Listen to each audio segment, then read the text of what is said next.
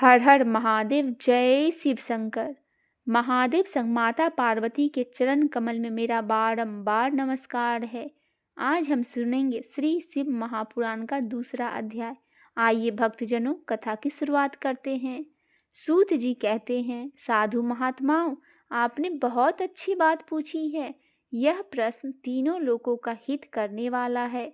आप लोगों के स्नेहपूर्ण आग्रह पर गुरुदेव व्यास का स्मरण कर मैं समस्त पाप राशियों से उद्धार करने वाला शिव महापुराण की अमृत कथा का वर्णन कर रहा हूँ। ये वेदांत का सारस्व है। यही परलोक में परमार्थ को देने वाला है तथा दुष्टों का विनाश करने वाला है। इसमें भगवान शिव के उत्तम यश का वर्णन है। धर्म, अर्थ, काम और मोक्ष आदि पुरुषार्थ को देने वाला पुराण अपने प्रभाव की दृष्टि से वृद्धि तथा विस्तार को प्राप्त हो रहा है। शिव पुराण के अध्ययन से कलयुग के सभी पापों में लिप्त जीव उत्तम गति प्राप्त होंगे। इसके उदय से ही कलयुग का उत्पात शांत हो जाएगा।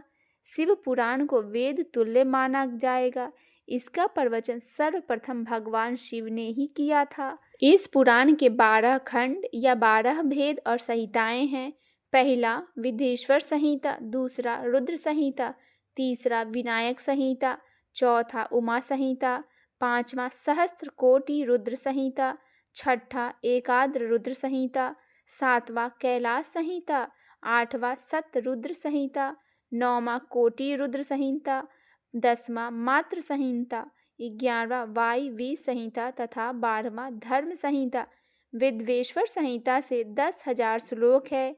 रुद्र संहिता, विनायक संहिता और उमा संहिता और मात्र संहिता प्रत्येक में 8,000 श्लोक है।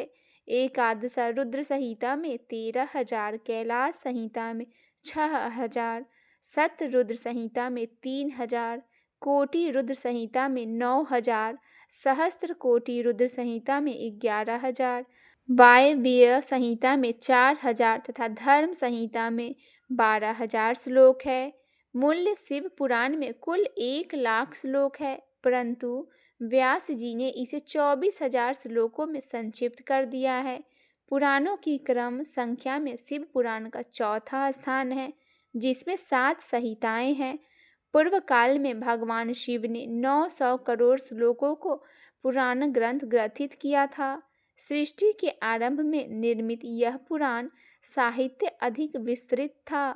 द्वापर युग में द्वैपायन आदि महर्षियों पुराण को 18 भागों में विभाजित कर 4,00,000 श्लोकों में इसको संक्षिप्त कर दिया। इसके उपरांत व्यास जी ने 24,000 श्लोकों से इसका प्रतिपादन किया। यह वेद तुल्य पुराण विद्वेश्वर रुद्र संहिता, सत्र रुद्र संहिता, कोटि रुद्र संहिता, उमा संहिता, कैलाश संहिता और वायव्य संहिता नामक 7 संहिताओं में विभाजित है। यह 7 संहिताओं वाला शिव पुराण वेद के समान प्रामाणिक तथा उत्तम गति प्रदान करने वाला है।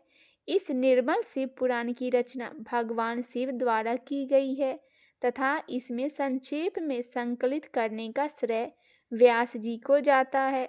शिव पुराण को सभी जीवों का कल्याण करने वाला माना गया है। सभी पापों को नाश करने वाला यही सत्पुरुषों को कल्याण प्रदान करने वाला है। यह तुलना रहित है तथा इसमें वेद प्रतिपादित अद्वितीय ज्ञान तथा निष्कपट धर्म का प्रतिपादन है। शिव पुराण श्रेष्ठ मंत्र समूह का संकलन है तथा यह सभी के लिए शिवधाम की प्राप्ति का साधन है।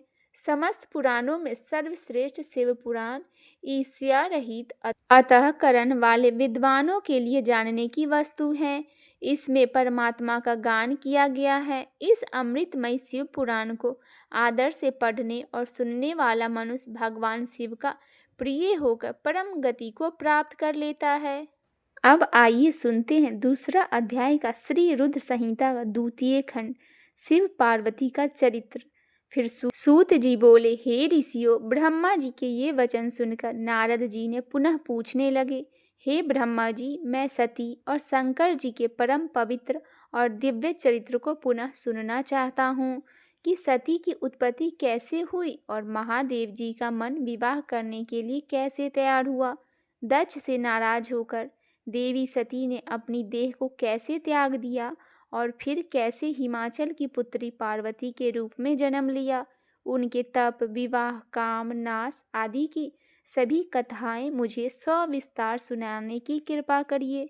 फिर ब्रह्मा जी बोले, हे नारद, पहले भगवान शिव निर्गुण, निर्विकल्प, निर्विकारी और दिव्य थे, परंतु देवी उमा से विवाह करने के बाद वे सगुण और शक्तिमान हो गए। उनके बाएं अंग से ब्रह्मा जी उत्पन्न हुए और दाएं अंग से विष्णु जी की उत्पत्ति हुई। तभी से भगवान सदाशिव के 3 रूप ब्रह्मा, विष्णु और रुद्र सृष्टिकर्ता, पालनकर्ता और संहारकर्ता के रूप में विख्यात हुए। उनकी आराधना करते हुए मैं सुरासुर सहित मनुष्य आदि जीवों की रचना करने लगा। मैंने सभी जातियों का निर्माण किया। मैंने ही मरीच, आत्रि, पुलह, पुलस्त्य, अंगिरा, कुरुत, वशिष्ठ, नारद, दक्ष और भृंग की उत्पत्ति की और मैं मेरे मानस पुत्र कहलाए। तत्पश्चात मेरे मन में माया का मोह उत्पन्न होने लगा। तब मेरे हृदय से अत्यंत मनोहारी और सुंदर रूप वाली नारी प्रकट हुई। उसका नाम संध्या था। वह दिन में क्षीण होती, परंतु रात में उसका रूप, सौंदर्य और निखर जाता था। वह साय संध्या ही संध्या निरंतर मंत्र का जाप किया करती थी। उसकी सौंदर्य से ऋषि मुनि का भी मन भ्रमित हो जाता था। इसी प्रकार मेरे मन से एक मनोहर रूप वाला पुरुष भी प्रकट हुआ। वह अत्यंत सुंदर और अद्भुत रूप वाला था। उसके शरीर का मध्य भाग पतला था। वह काले बालों से युक्त था। उसके दांत सफेद मोतियों से चमक रहे थे। उसके श्वास से सुगंध निकल रहे थे।